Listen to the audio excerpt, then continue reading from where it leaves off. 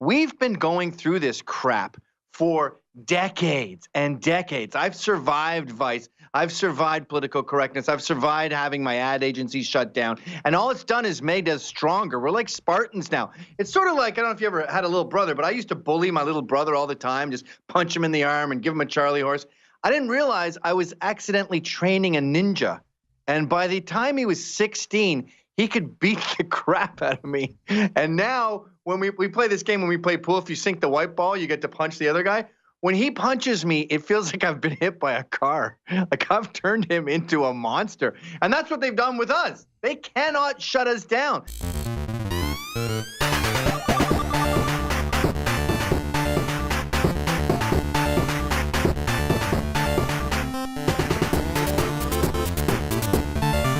Gavin McInnes with the popular TV/radio show on CRTV, Conservative Review Television. You probably see the ads all over Drudge and all over the internet.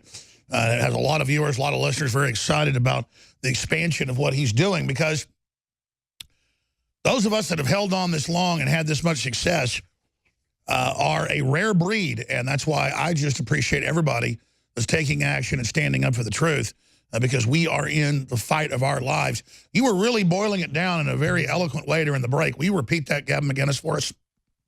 Well, first of all, this is all about power with the left. The reason that their message contradicts itself, and they say, we're feminists, and then they have Linda Sarsour running the Women's March. She wants women to be second-class citizens, but she's the head of the march.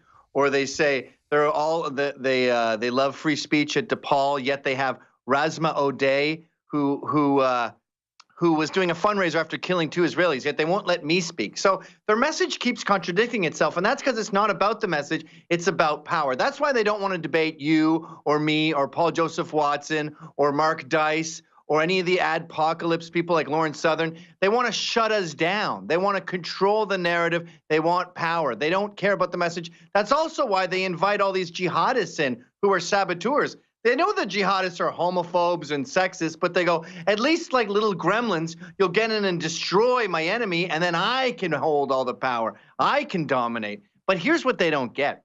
We've been going through this crap for decades and decades. I've survived vice. I've survived political correctness. I've survived having my ad agency shut down. And all it's done is made us stronger. We're like Spartans now. It's sort of like, I don't know if you ever had a little brother, but I used to bully my little brother all the time, just punch him in the arm and give him a Charlie horse.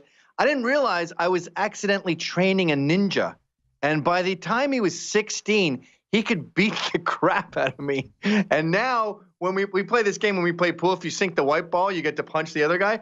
When he punches me, it feels like I've been hit by a car. Like I've turned him into a monster. And that's what they've done with us. They cannot shut us down. We are no longer a worthy adversary. We are superior to them. This is like, and it's because our audience knows what we've been through. They've been through it. They understand we are literally won, and we're winning, and people are committed behind us, spreading the word financially, and that's what enrages, absolutely enrages the globalists. You were talking about what happened with one of your colleagues, how as soon as he had targeted Soros, all these little lawsuits came from leftists. It's the exact same thing happened to us. We've been told, leave Soros alone, leave the Muslims alone. It's going to stop. Hey, come on, let's go. I'm not backing off. I'm not shutting up ever, because that'd be like dying. I'm never giving up. I'm never getting in, especially when we're starting to win so hard, starting to win and just a total victory.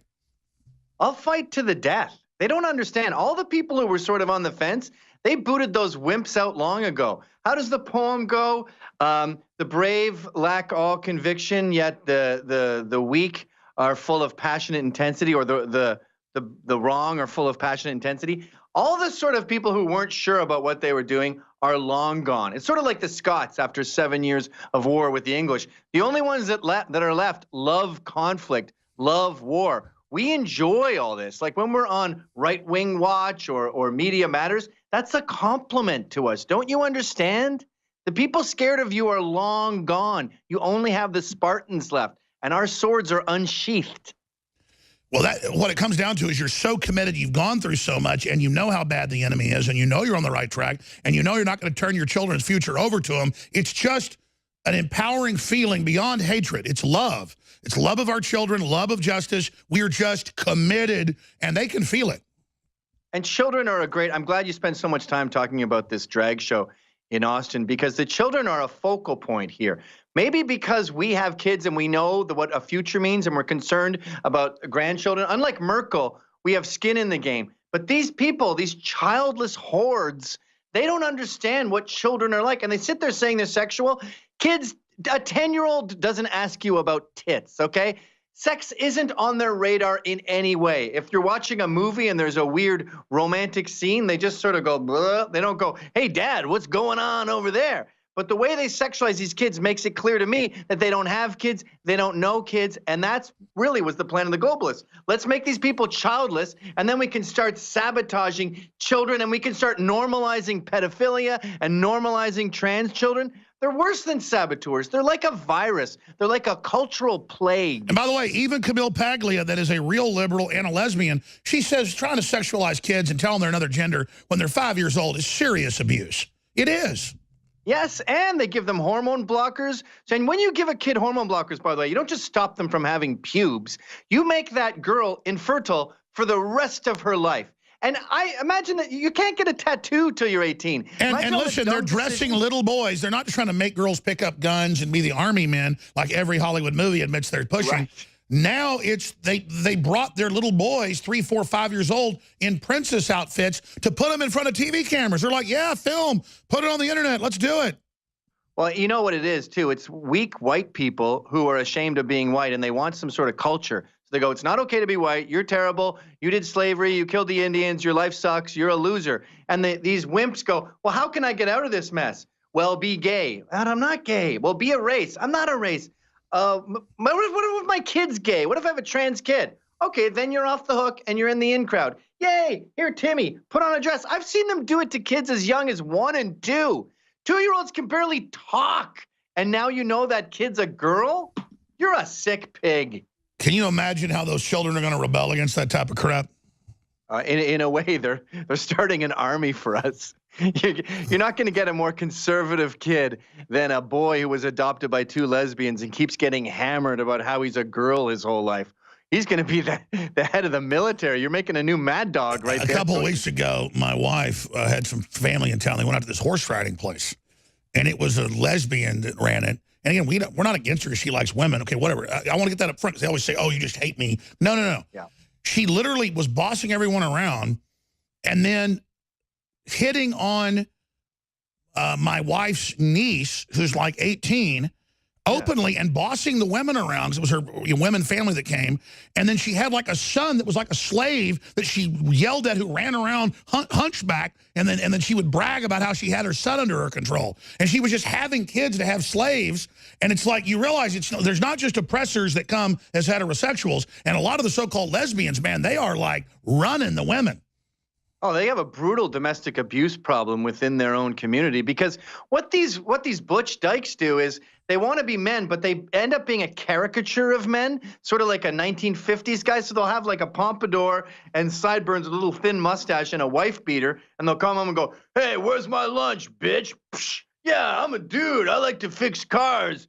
By the way, I was playing pool one time with Shane Steiner and his wife, that's a beauty queen, and our kids, and we're playing pool by the bowling area in the video games, and there were actually little, like, 100-pound lesbians with duck's ass haircuts. It was actually real stylish, cigarettes, white T-shirts, and they walked over and said, "She's ours." And we started laughing, and they wanted to fight. Shane Steiner can literally bench press 400 pounds like 50 times. Okay. That's the problem with the left. They want to be us, and we go, if you're us, you're going to get knocked out. But the guy does jiu-jitsu 3 hours a day with Tim Kennedy's, and like they're like starting fights with a guy that would tear your arms out of your sockets. That's the left in a nutshell. I'm literally chicks in 50s outfits coming over trying to muscle his wife. I'm like, dude, no dude would ever do that. Plus, Steiner looks like a gorilla. By the way, when I see the Duck Dynasty guy, and I see Gavin McInnes, and I see all these other big people with Levine, who I don't agree with him on everything, but at least he's pro-America, pro-free market, and now he's pro-Trump, setting up a big TV radio network and starting to get big TV affiliates and everything, just like we're doing as well. It is just exciting. I mean, I want to have them so successful that I don't have to work 18 hours a day because I feel guilty in this fight if I don't, because we're nip and tuck here. We're on the verge of winning or losing everything. And when you really find out how crazy the enemy is, you realize how real this is. I'm going to go back to him in a moment, but when I described 2 years ago, whatever it was, I was at Main Event's the name. It's got video games and bowling and over by where the food's at and the bar's at. We were over there eating by the pool area, the little pool hall. And then literally these women came over in 1950s kind of grease outfits, had their hair done, duck's ass perfectly, everything. And were actually hitting on my friend's wife. And she started laughing. And then Shane and I couldn't even really say anything because we started laughing. But it was like they were in a trance of delusion.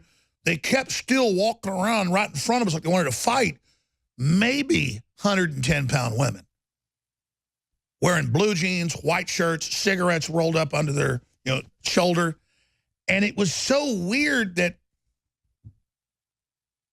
they were saying stuff to us and we couldn't even talk. We all started laughing. We were going to play pool. We just got done eating, and we'd already played bowling and video games and did some rock climbing. They also have that there. We just left. So you could say we got run off by two women dressed as men, but we didn't want a confrontation. Plus, it was so weird that they were so delusional that they thought they were going to, like, take our woman or something. It's just next level weirdness, folks. And just like Gavin McInnes said earlier, if you understand that, you understand everything. Now let me just stop right there for a moment. Tell you how we fund ourselves. We have a whole line of Made in America T-shirts. We also have T-shirts made in Mexico if you want to pay $5 less. I leave it up to you with whatever you want to do. But they come in a nice packaging, nice folded up, very, very soft fabric, very, very high quality. This is the newest shirt that I want to be our bestseller that I personally wear around town now. It's my favorite shirt of all time. And it says, "Won't tread on me."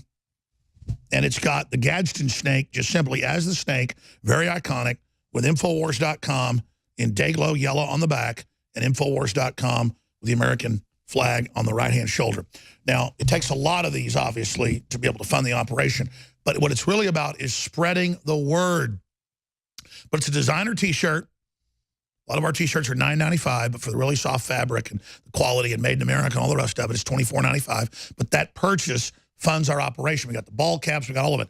We were selling stuff for 50% off the last 4 days. We have to stop because almost every shirt is sold out. You want to trigger globalist, man, that is a lot of shirts hitting the streets. But on the average, we made about $3 because we had free shipping on the shirts as well. So you're selling shirts for $9.95. They cost you like $5-6. Then you do free shipping. I mean, you're losing money on some. So shirts are back to regular price, but this shirt had been sold out. It just came back in. What is the name of the shirt? I forget the name. There it is. Won't Tread on Me T-shirt. Oh, obviously, that's what it's called on the front. That's my favorite new shirt. Infowarsstore.com, Infowarslife.com, or 888-253-3139. And we're extending free shipping store-wide on everything, but all those other specials on Super Male Vitality and all that, it basically is about to sell out, so we went back to regular price until more comes back in. Caveman is now 50% off. Ultimate Bone Broth Paleo Formula. Biome Defense, the amazing probiotic, is 50% off, and a lot of other things. But the older specials had to end, but we have some new specials that are only going for 2 days because we're so close to selling out Caveman, so close to selling out Biome Defense. You're like, well, then why do the discount? I want you to try it and see how great it is. And we've got more coming in 2 weeks. But I'm still holding the price, even though it's set to sell out in the next 24 hours. Biome Defense, Infowarslife.com, Infowarsstore.com, or 888-253-3139. We also have Infowars store gift cards that are popular, that have 5-star reviews. That way you give friends and family that at Christmas, they come experience Infowars and wake up. Infowarsstore.com. Be sure and check those out as well. Okay, he's with us till the end of the hour. This is a short segment, longer segment coming up in a moment. He's with CRTV, Gavin McInnes, with his own daily transmission. It's so popular. Gavin, getting back to that story and then expanding, you had an example, you texted me during the break, of popular culture that is a metaphor for what you're getting into. Well, yeah, there's this war on Apu right now, the East Indian gentleman who runs the Quickie Mart on The Simpsons. So there's a problem with Apu because that's a stereotype of an Indian. And there's some Indian American comedian who says, you know, I was bullied as a young boy. They would do his accent and they made me feel uncomfortable. And you go, wait a minute. Indian Americans, not American Indians, but the brown ones, feather, dot, not feather, are the most successful ethnic group in America, way over whites. So if you want to talk about privilege in America, then Indian Americans fit the criteria more than white people and a bunch of other races. Yeah, they're the 1% on average. They're the most successful of the Asian groups who sit 6 deep on top before you even get to whites. And you go, that's good, by the way. I like that. I like Indians coming in here. They don't steal our jobs. They tend to create new businesses. By the way, almost all the Indians I know are Trump supporters. Yes, yes. They're not jihadists. Their religion blends nicely with Christianity. There's no sort of fifth column going on where they refuse to learn our laws or our language. They even get our humor. They even seem to get how to riff properly. So great asset. But stop complaining and whining. Groundskeeper Willie, see my parents, by the way. They're from Scotland. I grew up with an accent, and I was bullied when I emigrated to Canada. And guess what I thought that was? Good. Because I was getting in with the guys. I was getting bullied around. We were becoming a group. It was like an initiation into Canada. And within a week, I lost the time. And I said, hey, how's it going, eh? Oh, Maggie Longclaws is pregnant. And I was right in with the group. It's called assimilation. Get over it, you pussies. Of course, you can have fat bastard as well if you'd like.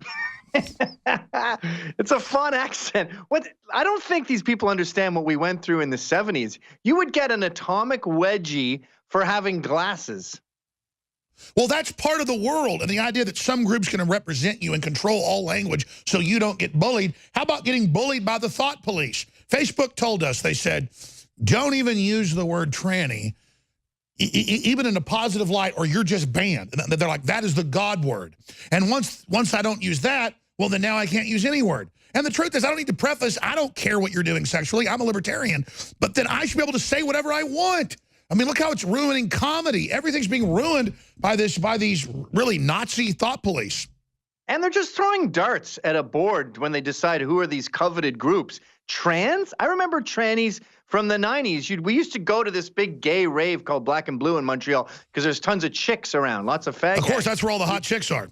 Yeah, we would prey on these girls who were bored because no one was hitting on them and we didn't have any competition. It is true that the wildest chicks are fag hags. I married one. It's great. I highly recommend it. But I remember the trannies would be off in a corner and they were always on Special K or meth and they would vomit on the ground and slip in. Exactly. Why are they always vomiting? They would beat your ass, too. If you mess with a tranny, they'd take out their shoes and they would hospitalize you. Oh, what is it about trannies are always like the toughest dudes?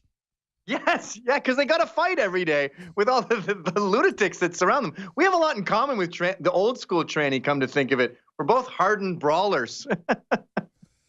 And again, everything we just said is true. Everybody knows it who's ever been around. And then it's supposedly hateful to say that, you know, it was well known back in the day that if you went to a rave, there'd be a bunch of hot chicks and then you could pick up 3 of them if you wanted to. I mean, I just read that once.